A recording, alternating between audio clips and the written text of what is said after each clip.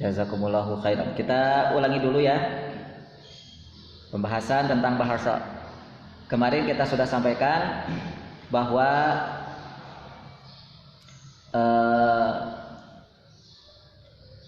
bahasa kita atau bahasa ini adalah merupakan satu tema yang sangat-sangat istimewa. Bahasa ini merupakan sebab yang menjadikan sebuah masyarakat ini membentuk satu peradaban yang tinggi, dan peradaban yang sudah kita bahas yang intinya adalah kemajuan itu, maka kalau dikaitkan dengan bahasa,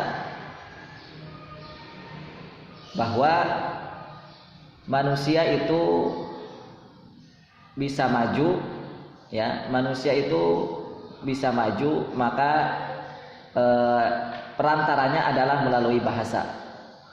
Perantaranya adalah melalui bahasa.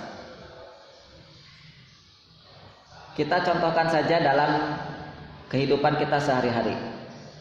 Bagaimana mungkin manusia bisa maju? Bagaimana mungkin manusia bisa maju kalau hanya diam di rumah saja? Diam di rumah, tidak bicara, tidak interaksi. Jangankan bicara kemajuan, bisa bertahan hidup saja tidak akan bisa. Ya kan? Bisa bertahan hidup saja tidak akan bisa kalau manusia itu diam saja. Kalau manusia itu diam saja, tidak kemana-mana, tidak interaksi, tidak safar, tidak jalan-jalan, dan seterusnya.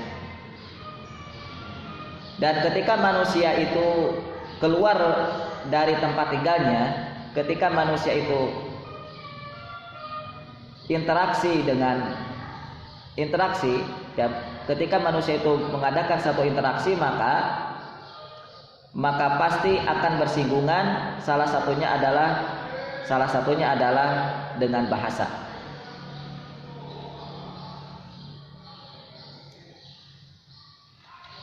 Oleh karena itu, turunnya kualitas bahasa yang digunakan oleh sebuah masyarakat itu seiring dengan turunnya kualitas bahasanya. Ya, turunnya kualitas sebuah masyarakat itu kualitasnya menjadi turun, menjadi rendah kualitasnya, itu seiring dengan kualitas bahasanya.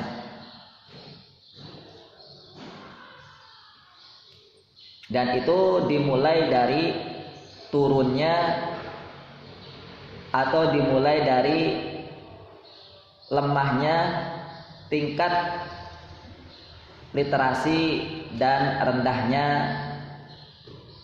membaca. Itu dimulai dari situ. Dimulai dari turun dan rendahnya tingkat literasi atau daya membaca sebuah masyarakat. Nanti akan berimbas kepada turunnya bahasa, kepada turunnya kualitas atau rendahnya bahasa.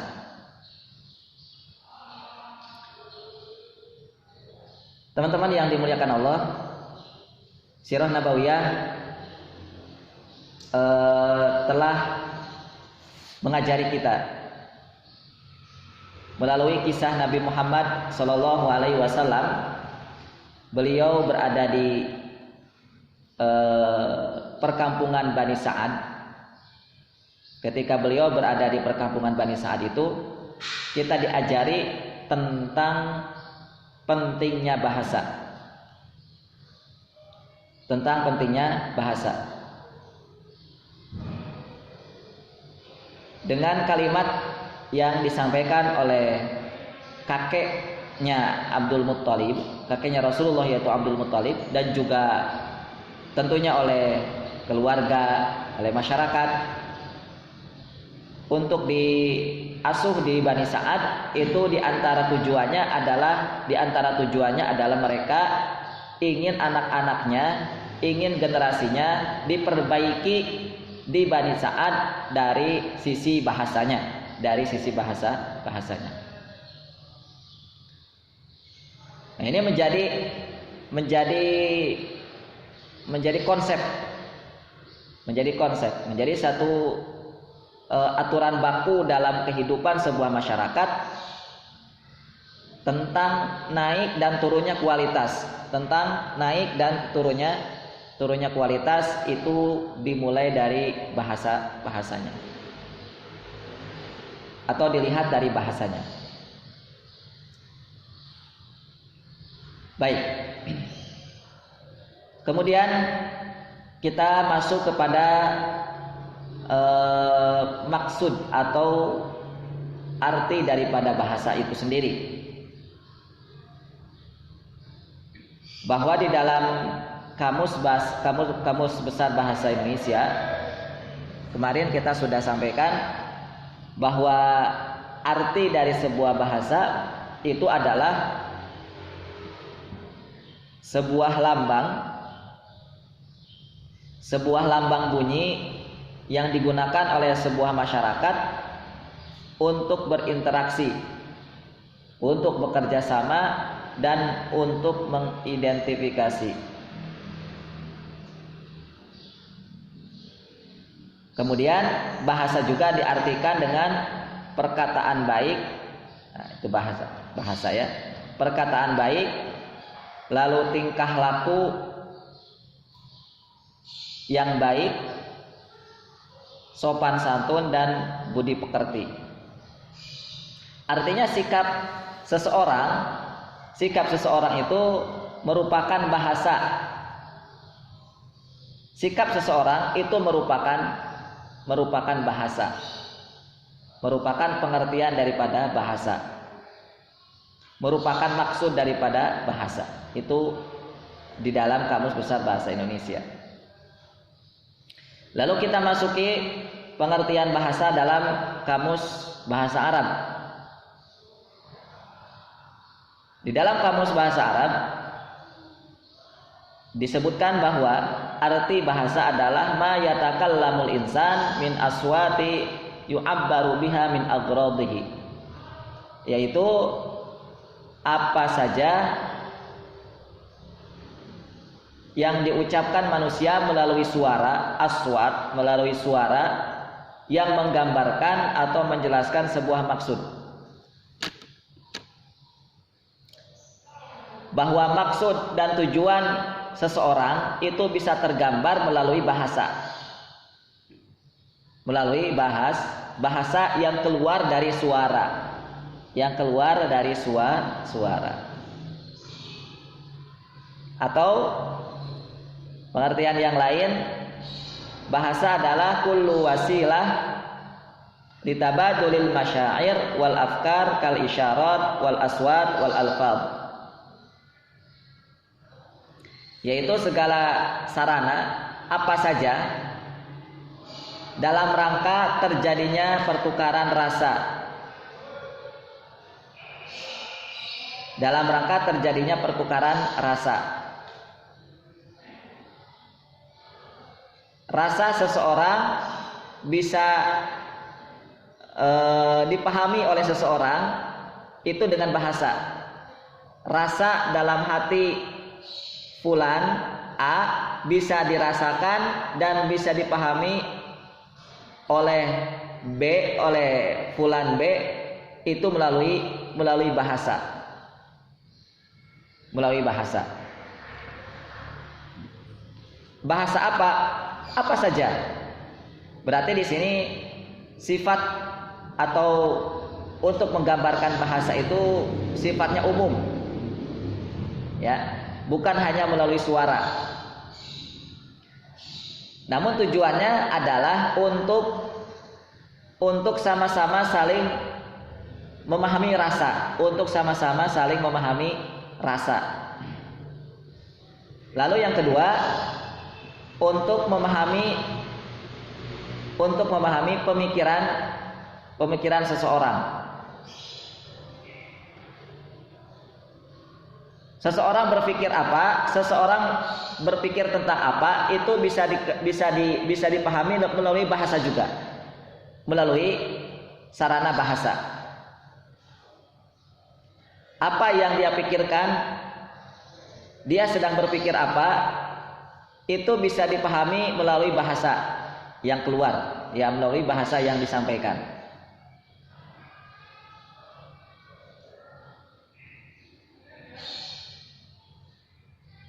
Jadi itu tujuan dari sebuah bahasa adalah litabadulil al-masyair wal afkar, rasa dan akal. Dengan melalui apa? Umum, ini sifatnya bisa dengan isyarat. Isyarat tahu ya? Isyarat begitu.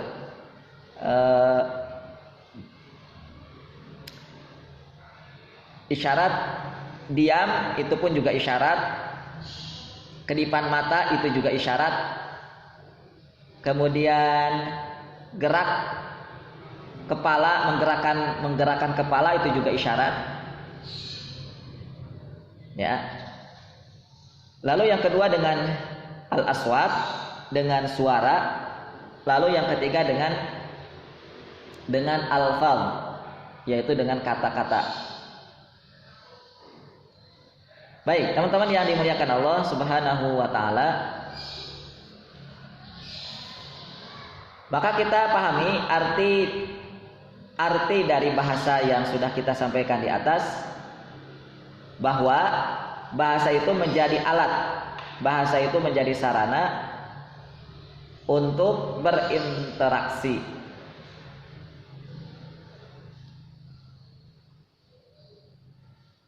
Teman-teman, bahwa manusia itu memiliki kebutuhan yang vital, memiliki kebutuhan yang sangat penting, yaitu di sini diantaranya adalah interaksi. Mengapa? Karena manusia itu makhluk sosial. Manusia kalau tanpa interaksi maka dia akan mati. Manusia tanpa interaksi maka dia tidak akan hidup. Maka interaksi itu menjadi satu hal yang vital, satu hal yang sangat penting bagi manusia. Dan ini sebagaimana dijelaskan di dalam Al-Quran, dengan menyebutkan kata manusia, salah satunya menggunakan kata annas. Dalam Al-Quran, untuk menjelaskan manusia menggunakan beberapa kata. Ada annas, ada al-ins, ada bashar, ya. Itu arti itu kata-kata itu kata untuk mendefinisikan tentang manusia. Dan salah satunya adalah annas. Banyak sekali dalam Al-Quran menyebutkan tentang manusia itu dengan annas. Apa itu annas? Annas merupakan bentuk jamak. Annas merupakan bentuk banyak dari kata al-ins. Dari kata al-ins.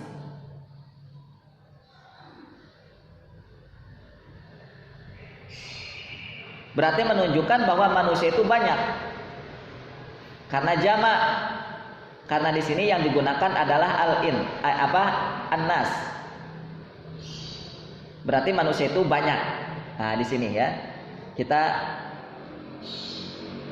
coba memahami dari kata. Dan itu sumbernya adalah Al-Qur'an.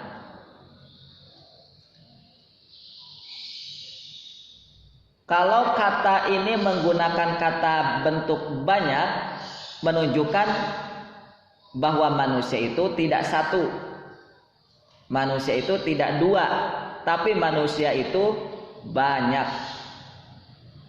Bahasa kalau menyebutkan bentuk tunggal, kalau dalam bahasa Arab namanya apa? Mufrad namanya. Mufrad. Itu bentuk tunggal satu.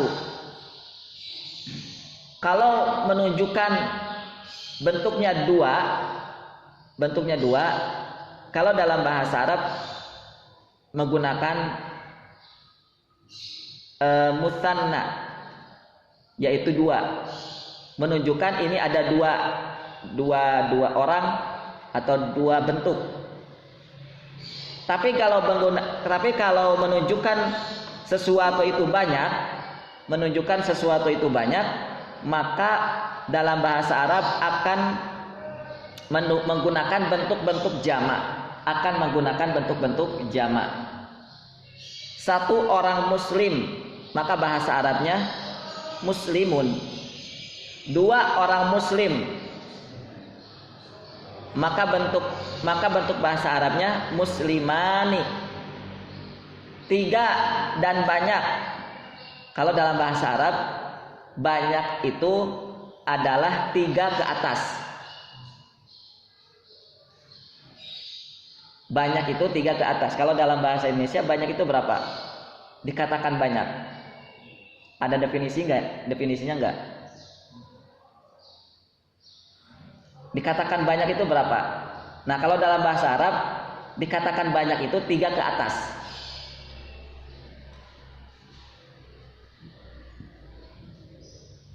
Maka kalau 3 jadinya muslimuna.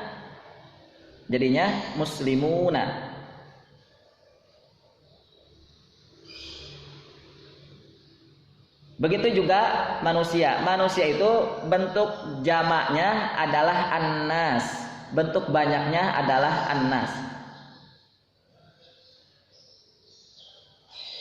Maka kalau Allah menyebut manusia itu dengan kata annas, maka berarti manusia itu memiliki jumlah yang banyak. Maka apa yang akan terjadi ketika sebuah komunitas itu banyak? Ketika sesuatu itu menjadi banyak. Apa yang akan terjadi ketika manusia itu banyak? Pasti yang akan terjadi salah satunya adalah interaksi sosial. Bisa nggak manusia itu berinteraksi tapi hanya sendirian? Ya, interaksi sama siapa sendirian?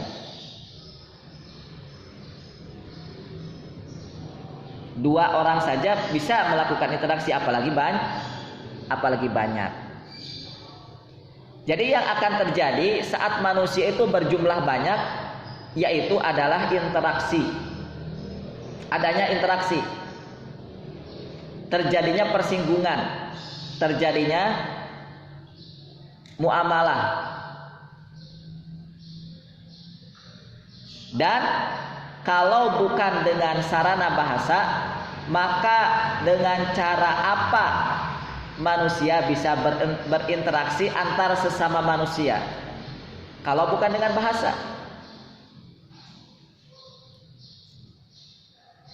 Dengan cara apa manusia bisa berinteraksi antar sesamanya kalau bukan dengan bahasa? Ya.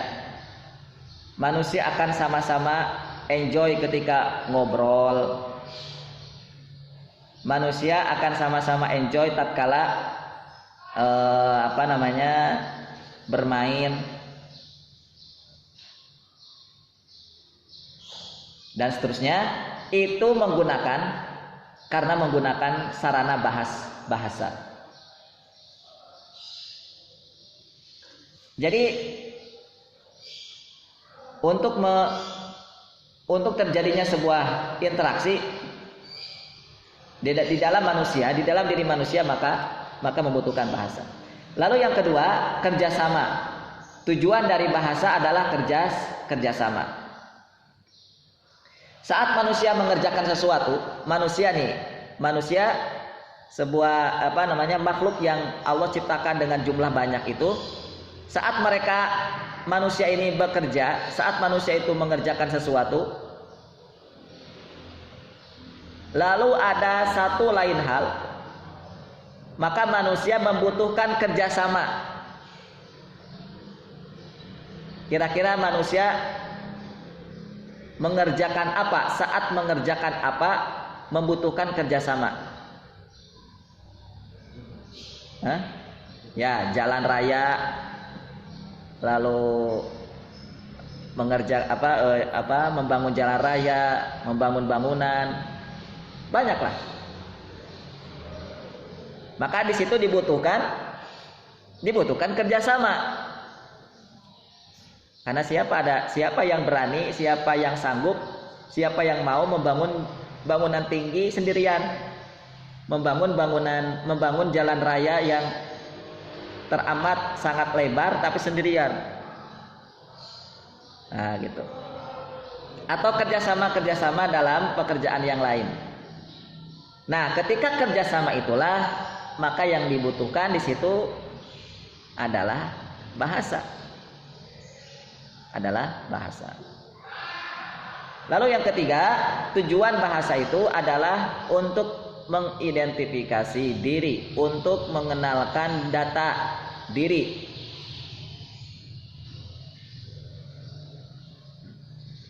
Maka ketika seseorang mencari tahu data seseorang, maka salah satunya adalah dengan menggunakan bahasa. Kita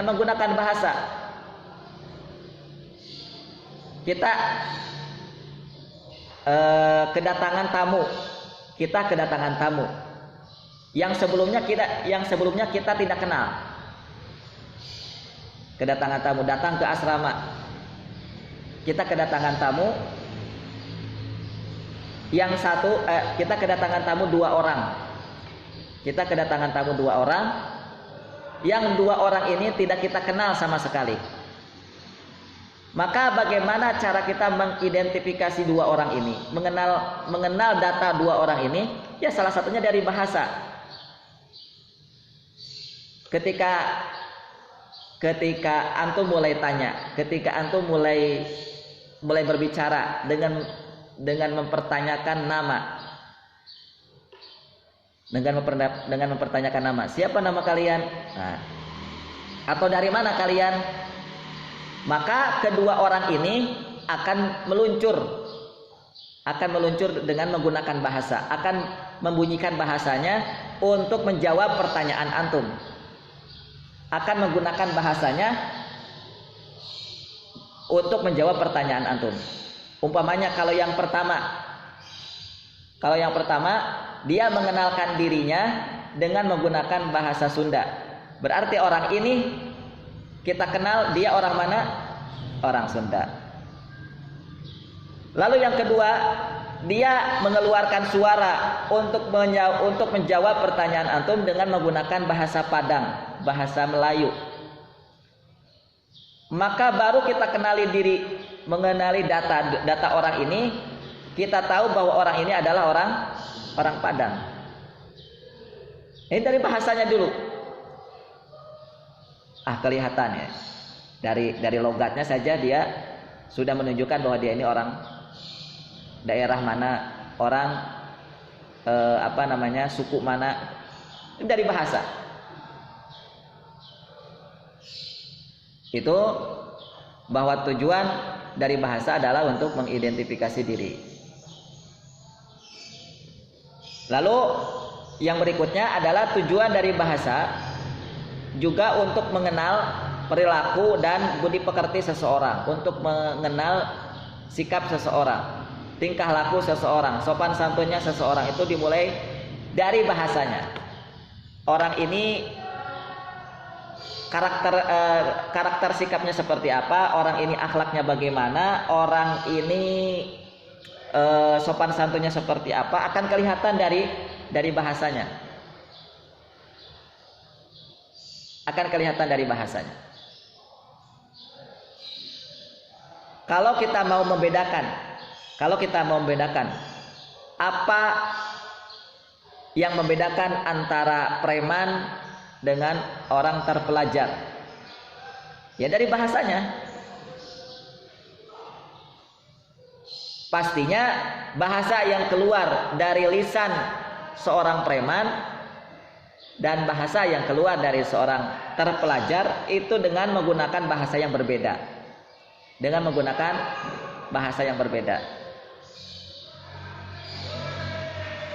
Apa yang membedakan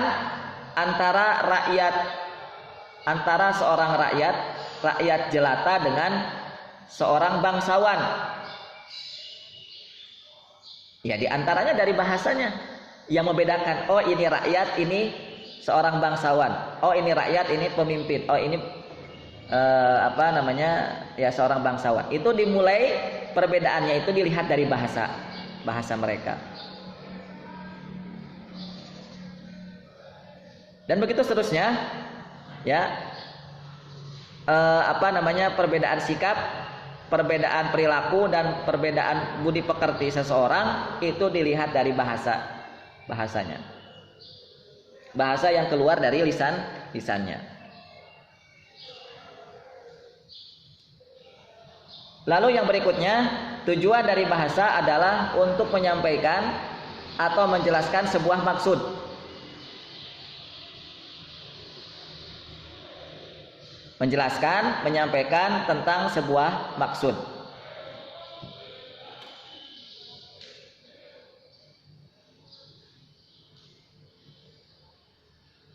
Teman-teman, bagaimana kita bisa mengungkapkan isi hati kita? Bagaimana kita bisa mengungkapkan maksud yang kita inginkan? Maka diantaranya adalah dengan menggunakan bahasa. Ada orang bilang begini, oh bukan, itu bukan maksud saya. Kira-kira kenapa kalimat itu muncul? Ada orang bilang begini ketika misalnya kita bicara, lalu orang menanggapi, bukan itu maksud saya. Kira-kira kalimat itu muncul itu karena apa?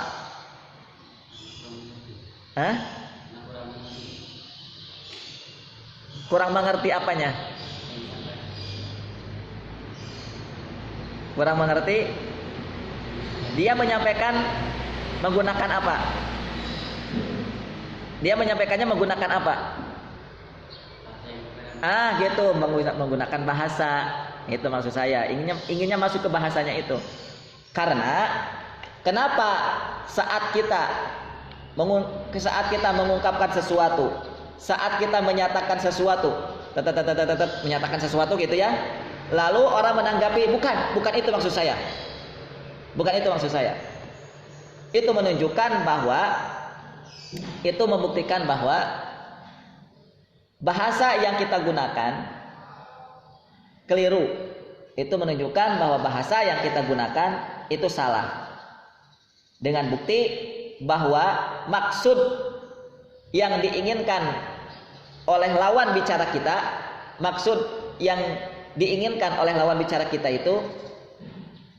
itu tidak dipahami atau tidak diinginkan. Ya. Bahwa maksud itu tidak diinginkan. Sehingga keluarlah kalimat, itu bukan maksud saya. Tapi maksud saya adalah ini. Maka ya, manusia itu tidak boleh bermain-main dengan bahasa. Ya, tidak boleh bermain-main dengan bahasa. Karena ketika orang bermain-main dengan bahasa, mengolah-olah bahasa dengan sekehendak mereka, maka berapa banyak maksud yang tidak akan sampai, maka berapa banyak maksud yang tidak akan dipahami. Berapa banyak kita mendengarkan kalimat seseorang, berapa banyak kita mendengarkan kalimat yang dikeluarkan oleh lawan bicara kita, namun kita belum paham, namun maksud yang kita inginkan belum sampai kepada kita,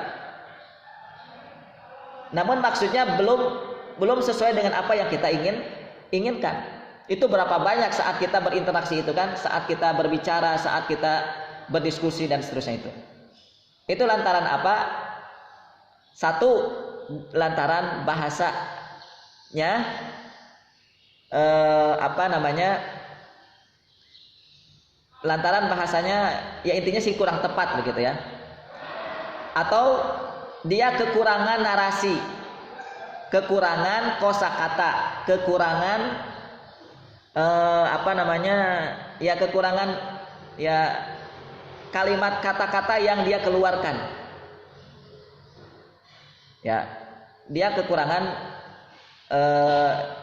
ya narasinya begitu ya, sehingga apa yang dimaksudkan itu tidak sampai. Lalu berikutnya, tujuan dari bahasa juga adalah menyampaikan rasa, menyampaikan apa yang kita rasakan dan menyampaikan apa yang kita pikirkan, menyampaikan rasa dan pemikiran.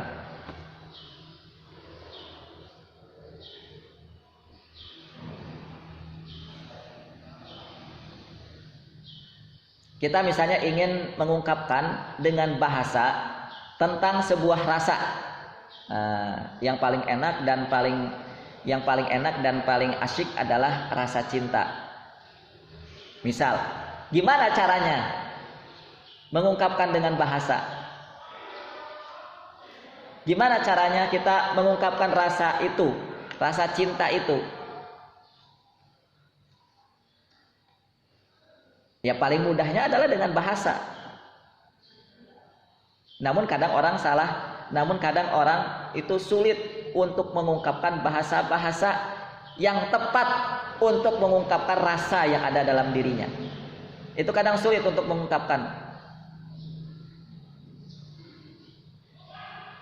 Dia mencintai seseorang, dia menyukai sesuatu, ya, tapi karena kekurangan kosakata, kekurangan bahasa, makanya dia apa namanya, kurang sesuai dengan rasa yang dia miliki.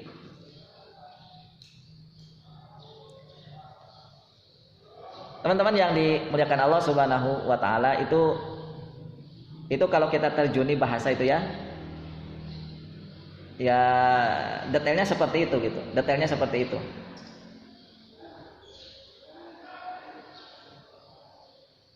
Lalu yang kedua yang kedua tadi, yang pertama adalah menyampaikan rasa, yang kedua adalah menyampaikan pemikiran. Menyampaikan apa yang dipikirkan.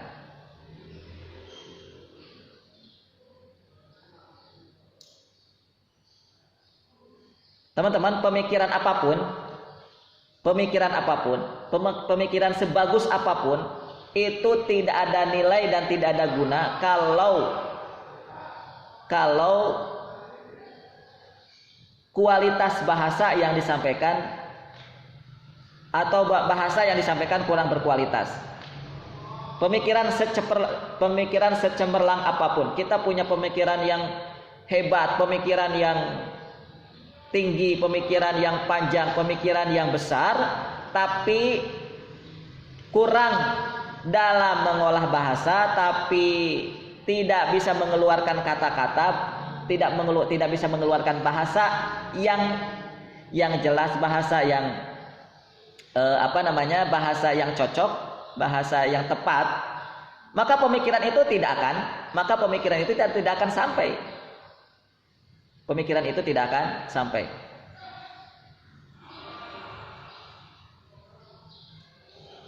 Orang liberal, orang jil, orang-orang liberal itu, mereka mengapa bisa membius banyak orang, bisa menularkan pemikiran-pemikiran mereka?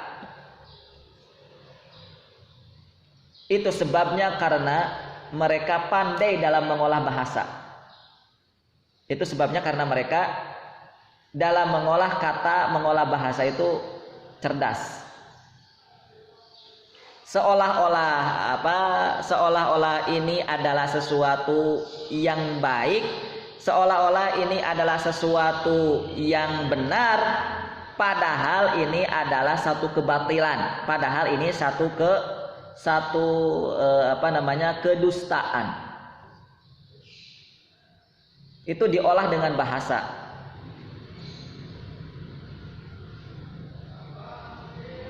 Seolah-olah ini benar, seolah-olah ini benar. Lihat pemikiran iblis. Pemikiran iblis tatkala dia enggan untuk sujud kepada Nabi Adam, dia mengolah bahasa. Nah, gitu. Tapi Allah tidak bisa dibohongi. Allah tidak bisa diracun oleh pemikirannya iblis.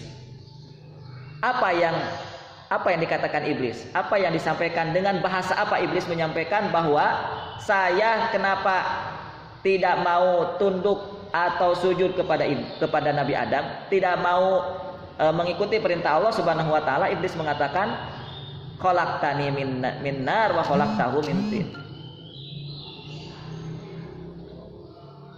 Aku diciptakan dari api, dia diciptakan dari tanah. Itu bahasa dia, bahasa iblis. Ini propaganda iblis. Ini narasi iblis. Mengolah bahasa sedemikian rupa agar utamanya manusia bisa ngerti, agar utamanya manusia bisa paham, agar utamanya manusia bisa terhipnotis, gitu ya, dengan bahasa dia, dengan bahasa iblis ini. Kalau dipahami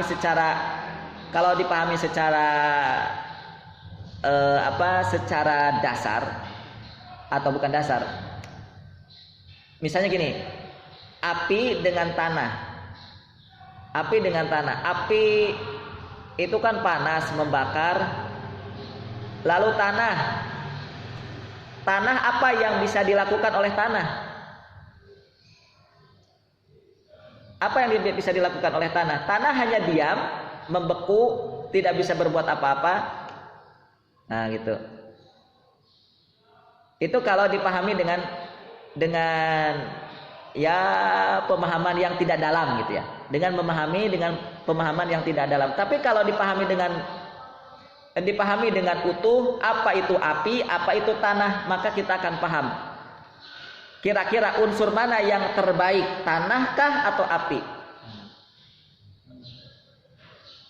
Ya, kira-kira mana unsur yang terbaik itu kalau kita pahami dengan dalam. Maka hati-hati, ini bahasa ini diputar balikan, diolah sedemikian rupa untuk apa?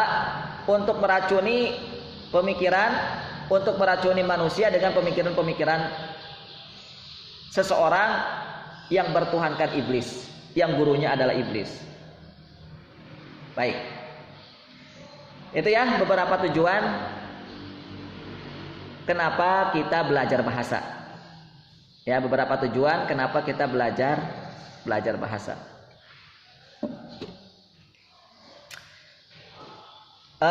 Sebagaimana yang kita sudah sampaikan tadi, bahwa pengertian bahasa di atas itu, bahwasanya bahasa itu tidak hanya dengan melalui suara. Bahasa itu tidak hanya dikeluarkan hanya dengan suara, namun juga bahasa itu bisa dikeluarkan, dibunyikan melalui isyarat. Bahasa itu bisa dikeluarkan, makanya ada istilah bahasa isyarat. Atau alfaz dengan kata.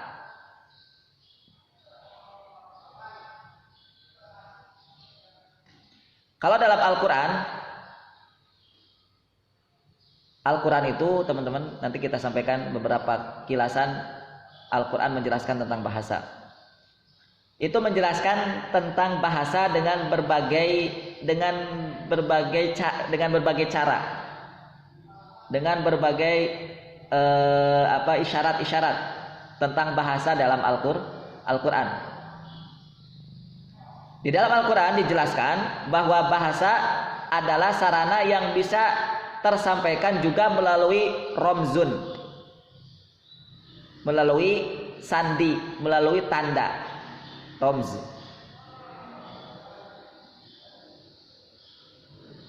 Juga bahasa bisa digunakan, bisa dikeluarkan, bisa disampaikan juga melalui kitabah, tulisan. Makanya ada yang berbicara, ada yang istilah dengan bahasa tulisan. Nah, gitu. Jadi bahasa itu sifatnya umum. Yang namanya bahasa itu sifatnya umum. Bisa tersampaikan dengan berbagai cara. Dengan suara kita berbicara, dengan isyarat kita mengedipkan mata, dengan apa? Dengan puasa, ya, dengan diam maksudnya. Nah, nanti itu dibahas pada kata atau pada istilah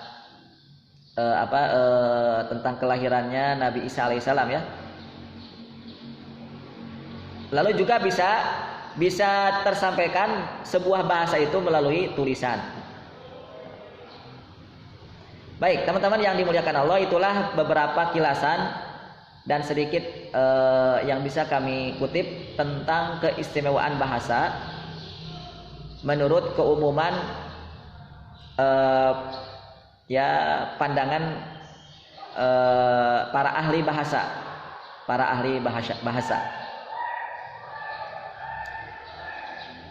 Maka kita coba akan bahas lebih dalam tentang bahasa ini, tentunya dalam kitab suci kita yaitu Al-Qur'anul Karim. Kalau kita bahas Al-Qur'an tentang bahasa,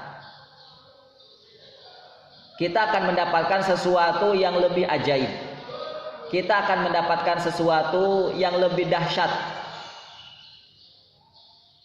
dari semua yang sudah kita sampaikan tadi.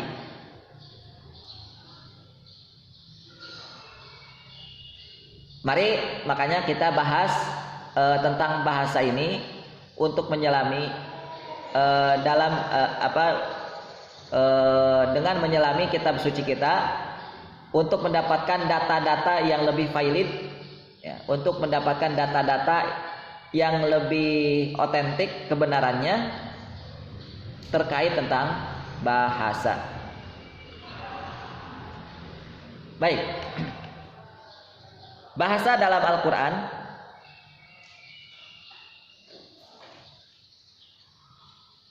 di dalam Al-Qur'an, atau kita sering mendengarkan bahasa, kita sering mendengar sebuah bahasa ketika dibahasa Arabkan. Bahasa itu ketika dibahasa Arabkan, maka akan muncul kata lughah. Jadi bahasa Arabnya bahasa itu apa? Al-lughah. Lughah itu bahasa Indonesianya apa? Terjemahnya apa? Bahasa. Antum kalau nyari di terjemahan, nyari di kamus, kalau bahasa Arabnya bahasa, itu biasanya akan muncul kata lughah. Al-lughah al-arabiyah, bahasa Arab. Al-lughah al-Indonesia, bahasa Indonesia. Al-lughah al-Injiriziyah, bahasa Inggris. Al-lughah al-Faransiyah, bahasa Prancis. Al-lughah as-Sunniyah, lughah Cina, bahasa Cina. Al-lughah al-Japaniyah, lughah bahasa Jepang. Jadi bahasa itu dalam bahasa Arab dibunyikan dengan kata al-lughah. Namun unik, dalam Al-Qur'an kata al-lughah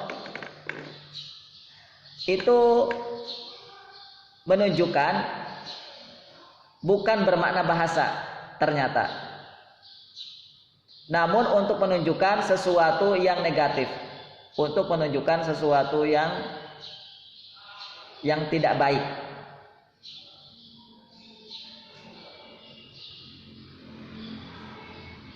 Antum kalau baca misalnya surat Al-Baqarah ayat 225, ya, di situ ada kata al-lughah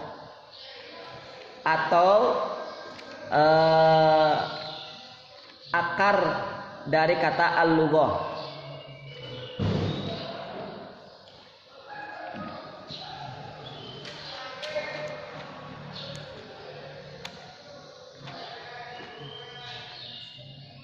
Dalam ayat 225 Allah berfirman, la yu'akhidukumullahu billagwi. Al-lagwi di dalam Al-Baqarah, surat Al-Baqarah ayat 225 itu merupakan akar dari kata al-lughah. Al-lagwi, akar dari kata al-lughah, itu artinya di sini apa?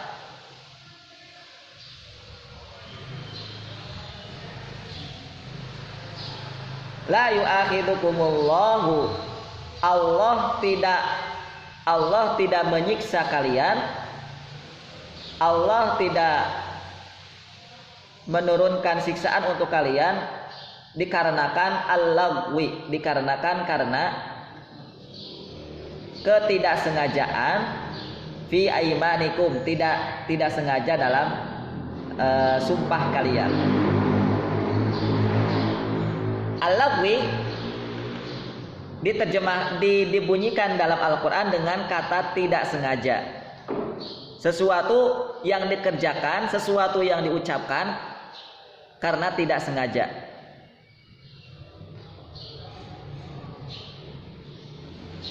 Ya. Baik, coba buka lagi surat Maryam. Maryam ayat 62.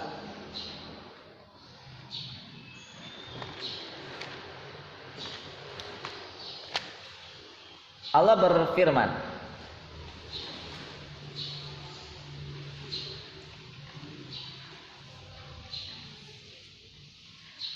la yasma'una fiha lagwan.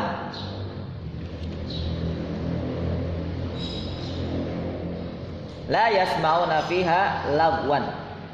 Mereka, para penghuni surga, itu tidak akan mendengarkan kata-kata lagwan, tidak akan mendengar sesuatu yang lagwan. Lagwan diartikan dengan fahsyan atau sesuatu yang tidak berguna, sesuatu yang buruk. La yasma'una fiha lagwan.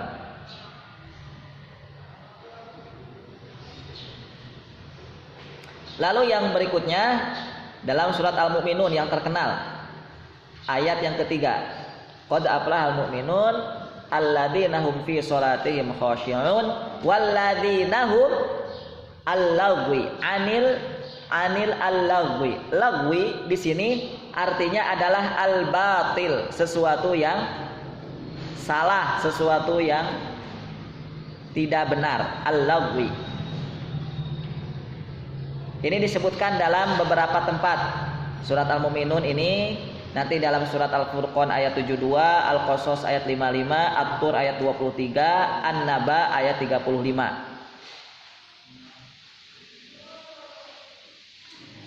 Itu artinya sama, yaitu al-batil. Qad aflahal mu'minun alladzina hum fi sholatihim khashi'un walladzina hum anil batili mu'ridun. Gitu ya. Kalau dimaknai, ditafsirkan tentang lagwan di situ.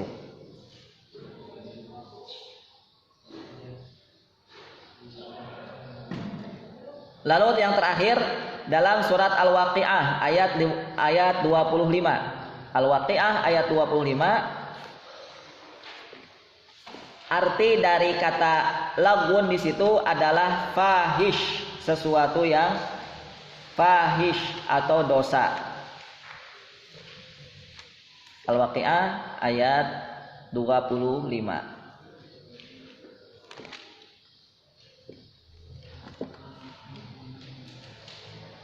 La yasma'una fiha lagwan wala ta'thima. La yasma'una, mereka tidak mendengar di dalam surga itu sesuatu yang dosa, fahish.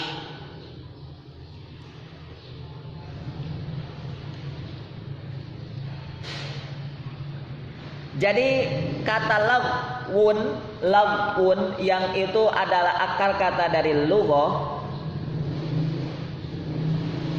diartikan dalam Al-Quran sesuatu yang tidak sengaja, yang tidak berguna, yang salah atau yang buruk, atau sesuatu yang dosa.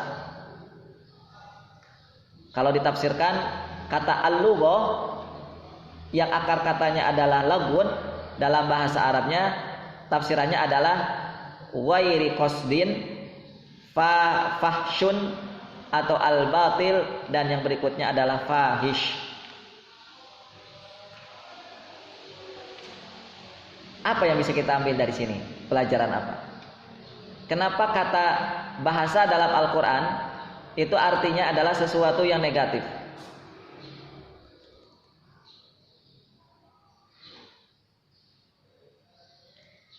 Yaitu sesuatu yang terjadi, ya, terjadinya dan adanya kesalahan, adanya dosa, adanya perbuatan yang tidak berguna, adanya perbuatan yang batil, adalah sarananya menggunakan bahasa. Jadi terjadinya kesalahan, terjadinya dosa, terjadinya perbuatan buruk, terjadinya perbuatan yang tidak berguna, terjadinya perkataan sesuatu yang tidak bermanfaat, ya, itu adalah sarananya dengan bahasa. Sarananya menggunakan karena adanya bahasa. Itu yang pertama. Lalu yang kedua, pelajarannya bahwa di sini menjelaskan kepada kita bahwa bahasa itu punya sistem. Bahasa itu punya aturan. Kalau tidak diikuti sistem itu, tidak diikuti aturan itu, maka manusia akan masuk pada kesalahan, akan masuk kepada dosa, akan masuk kepada perbuatan, atau akan masuk kepada kebatilan. Kalau tidak diikuti apa yang namanya sistem bahasa, aturan bahasa. Yang ketiga, pelajarannya dari sini bahwa bahasa itu harus bermakna.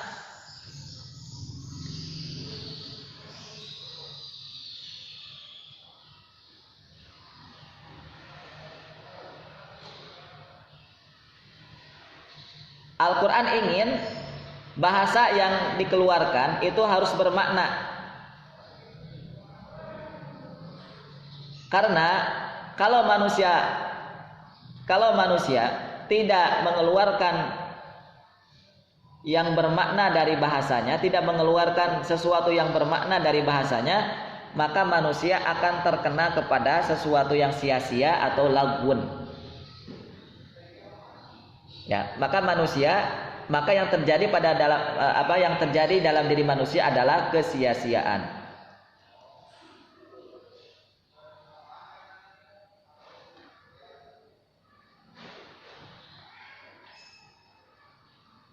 Baik.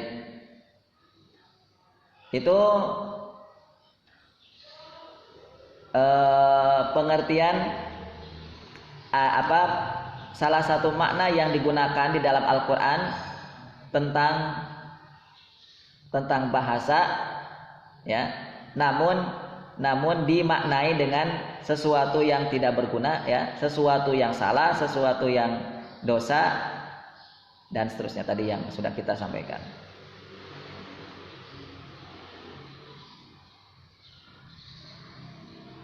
Lalu kalau begitu, Al-Quran diungkap tentang bahasa dengan menggunakan kata apa?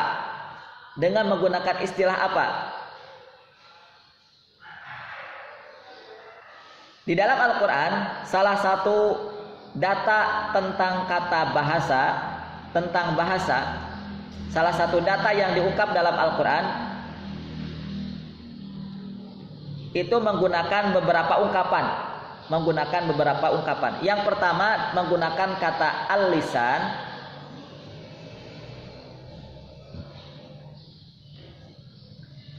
Yang kedua menggunakan kata alsinah. Yang ketiga menggunakan Arabiyan. Yang ketiga menggunakan yafqahuna qaula. Yang keempat, yang kelima menggunakan kata al-asma. Itu beberapa data yang kami temukan, beberapa data yang baru kami temukan tentang bahasa dalam Al-Quran.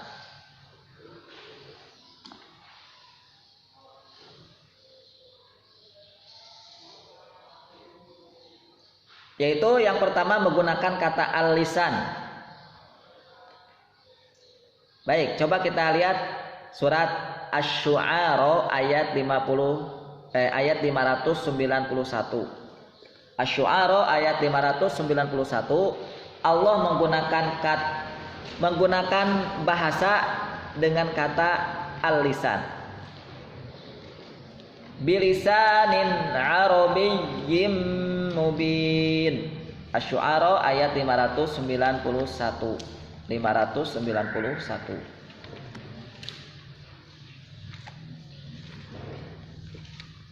Dengan bahasa Arab. Nah, itu artinya dengan bahasa Arab yang mubin, yang jelas.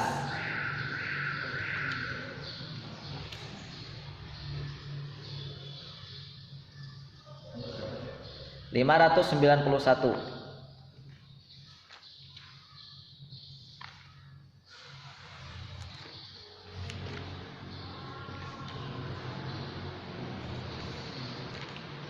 Oh, enggak sampai ya? Salah berarti. Bilisanin Arabiyyim mubin. Ayat berapa ini berarti?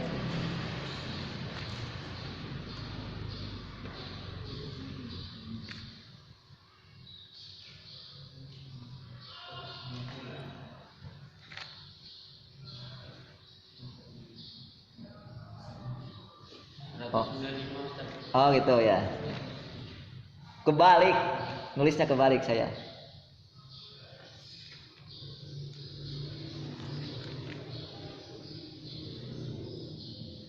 Oh ya, 195 bukan 591. Limanya ada di belakang harusnya ini. Ya, jazakallahu khairan. 195.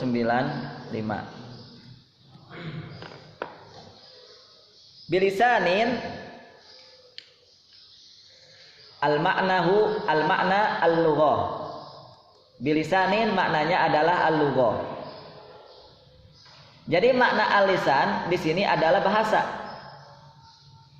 Bahasa digunakan dalam Al-Qur'an dengan ungkapan al-lisan.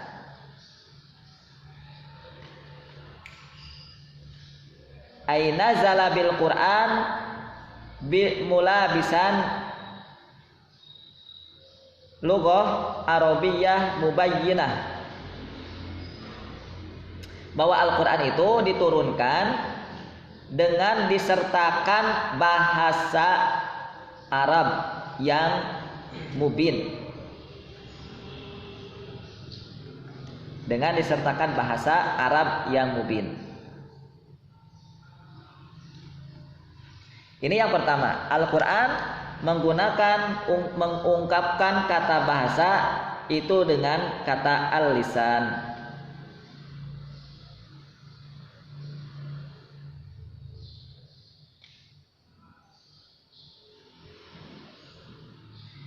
Baik, di sini ada huruf ba sebelum lisan ya, bilisanin. Kata bilisanin yang diawali dengan huruf ba ini saya coba ingin sampaikan dulu makna dalam bahasa Arabnya. Dalam bahasa Arab huruf ba ini bermakna al-mulabasah. Artinya adalah penyertaan. Hal ini sebagaimana Yang sama persis dalam surat Al-Alaq ayat pertama. Iqra bismi. Iqra bismi. Dalam kata bismi di situ ada huruf ba sebelum kata ismun. Ya, dan huruf ba di dalam bismi dengan huruf ba di dalam bilisanin ini bermakna sama, bermakna mula basah. Artinya adalah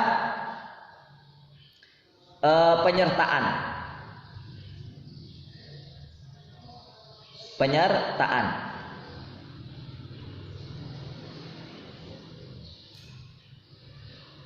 Berarti kalau kita maknai seperti apa? Kalau kita terjemahkan itu bagaimana? Iqra bismi rabbikal ladzi khalaq itu.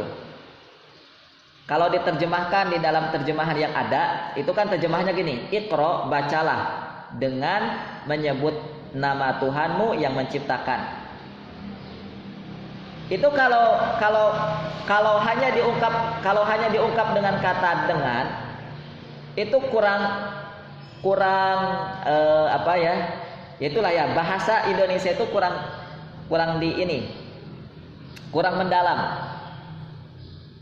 Tapi coba kalau kita pahami makna asli dari kata ba, dari huruf ba itu sendiri, kita akan jauh lebih terang dan jelas apa itu makna dari huruf ba itu. Atau apa yang kita dapatkan, apa yang bisa kita ambil pelajaran dari ayat pertama surat Al-Alaq dengan menggunakan huruf ba di situ. Kalau kita artikan begini jadinya, bacalah, Iqra, bacalah. Bismi rabbikal ladzi, disertai dengan menyebut nama Allah. Sertakan nama Allah ketika Anda membaca. Nah, gitu maksudnya. Coba antum pahami ungkapannya yang pertama dengan ungkapannya yang kedua. Iqra bismi rabbikal ladzi khalaq. Bacalah dengan menyebut nama Tuhanmu yang menciptakan. Dengan yang kedua, Iqra bismi rabbikal ladzi khalaq. Bacalah dengan disertai nama Tuhanmu. Dengan menyertakan nama Tuhanmu. Bacalah dengan menyertakan nama Tuhanmu. Kira-kira rasanya beda apa sama? Jadi ada tambahan makna di situ, ada tambahan makna, yaitu menyertakan. Sertakanlah nama Tuhanmu saat Anda membaca. Saat Anda membaca, sertakanlah nama Tuhanmu. Jadi beda antara makna dengan makna menyertakan. Sama juga tadi dengan kata bilisanin arabiyyin yang di situ ada huruf ba-nya. Kalau diterjemahan dengan diterjemahkan dengan hanya ya dengan saja dengan bahasa Arab yang jelas gitu toh. Dengan bahasa Arab yang jelas. Tapi kalau kita mengubah huruf ba dengan makna aslinya yaitu menyertakan, maka kita akan membunyikan begini. Al-Qur'an itu turun dengan menyertakan bahasa Arabnya. Nah, gitu. Al-Qur'an itu turun dengan menyertakan bahasa Arabnya. Dengan bahasa khusus. Al-Quran Allah turunkan disertai bahasanya.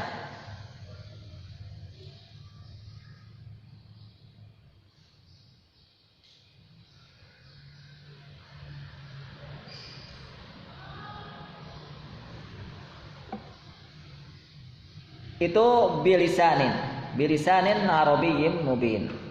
Baik, saya akhiri di sini dengan dengan kita coba mengambil pelajaran di sini ya, mengambil pelajaran di kata bahasa yang ada dalam surat Asy-Syu'ara ayat 195 ini. Apa yang bisa kita ambil pelajaran dari sini? Teman-teman yang dimuliakan Allah Subhanahu wa taala, sebagaimana kita tahu bahwa Al-Qur'an itu adalah mukjizat. Al-Qur'an itu adalah mukjizat. Maka apa kaitan antara mukjizat dengan bahasa? Apa kaitan antara mukjizat Al-Qur'an dengan bahasa?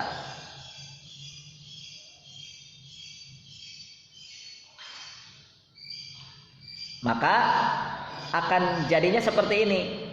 Kitab suci Al-Quran itu akan berfungsi kemukjizatannya manakala diungkap dengan bahasanya. Nah, gitu. Manakala disampaikan menggunakan bahasanya, yaitu bahasa Arab. Kalau Al-Quran diartikan, diungkap dengan menggunakan bahasa Indonesia, itu tidak akan terasa kemujizatannya. Tidak akan terasa kemujizatannya. Kalau Al-Quran diungkap dengan menggunakan bahasa-bahasa selain bahasa Arab, itu tidak akan terasa kemujizatannya. Itu yang pertama. Yang kedua, apa kaitan antara mukjizat Al-Quran dengan bahasa? Yang kedua berarti bahwa sebagaimana Al-Quran itu adalah mukjizat, maka bahasanya pun juga adalah mukjizat. Maka bahasanya pun juga adalah mukjizat. Sebagaimana Al-Quran mukjizat, maka bahasanya pun juga adalah mukjizat. Jadi kita tidak boleh menyamakan mempelajari bahasa Al-Quran dengan mempelajari bahasa Inggris. Tidak bisa disamakan mempelajari bahasa Al-Quran dengan mempelajari bahasa Jerman. Kenapa? Karena bahasa Al-Quran adalah bahasanya merupakan mukjizat, tapi kalau bahasa Inggris bukan mukjizat. Bahasa Inggris bukan mukjizat, bahasa Jepang bukan mukjizat, bahasa Eropa bukan mukjizat, tapi bahasa Quran adalah bahasa mukjizat. Wallahu ta'ala besok kita lanjutkan besok pertemuan yang akan datang insyaallah. Kita baru sampai pada tahapan yang pertama tentang bahasa di dalam Al-Qur'anul Karim. Wallahu ta'ala bishawab. Baik, kita lanjutkan dengan majelis tasmi. Untuk itu dipersilakan kepada pembaca dan kita mari dengarkan sama-sama. Wallahu ta'ala bishawab.